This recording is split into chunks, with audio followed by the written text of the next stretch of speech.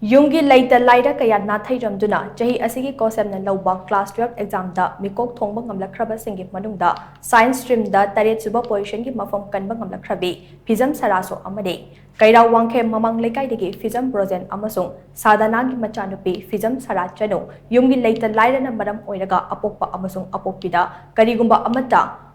Mapan tanglakhi haibi yai maramdi apokpa brojen masagi sentok lambi amata leite aduga apokpina rani fi sabagi senfam da leiba maramna machin mokwa marige mai masin tambagi lamda dingma thunganba ngamde sarana iboton sana higher secondary school dage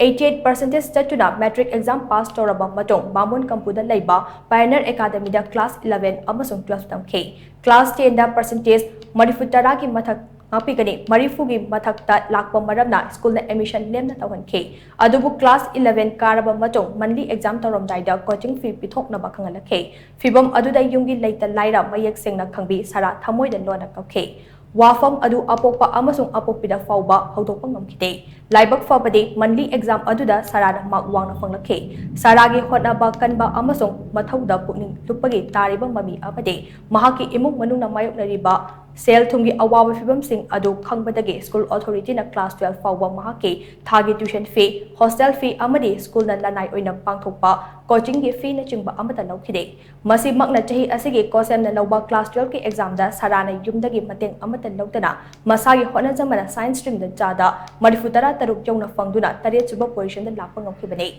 top pa amasung singthaningai oiba maong amada class 12 ki exam da position louba ngamlakkhrabi sarana TOMTV da hai chahi asigi COHSEM na louba class 12 exam ase tharamdai matamda pung asuk lairik pagadabani haibana chingba amata laikide mahakna lairik paningba matamda adumak lairik pai paningdaba matamda na yungi thaba ingkhangda mateng pangsele mahaki oina laibak faba am hairagade school gi oja singna achaw mateng pangpirake lakadaba tungi punsida singthaningai oiba doctor ama oiduna maikai asongi amade Leita Laira kayagi mateng pangningbadake wakhalon lei haina sarana makha tana phongdoke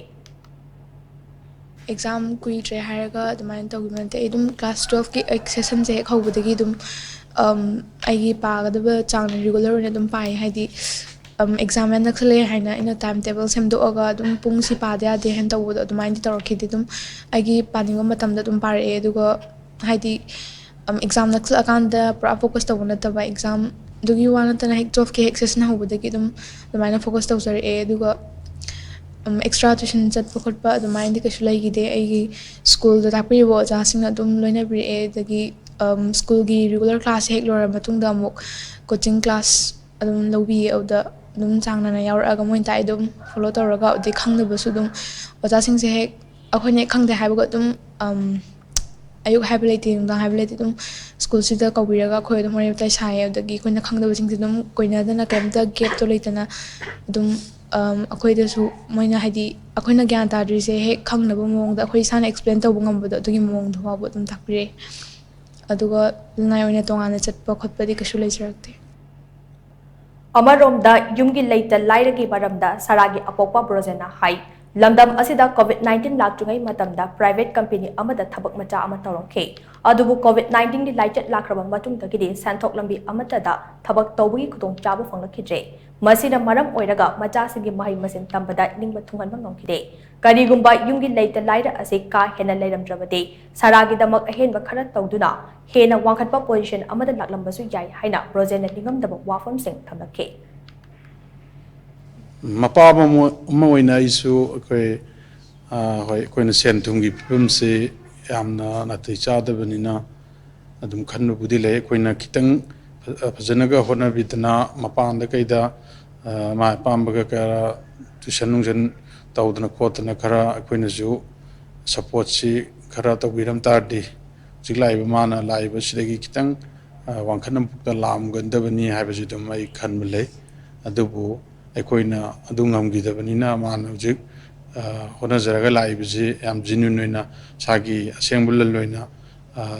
phangjabani adega maroina school gi authority lairiba mayam jingduna tawiba mayam ji yamna thagat sei penjai aina phongdokjage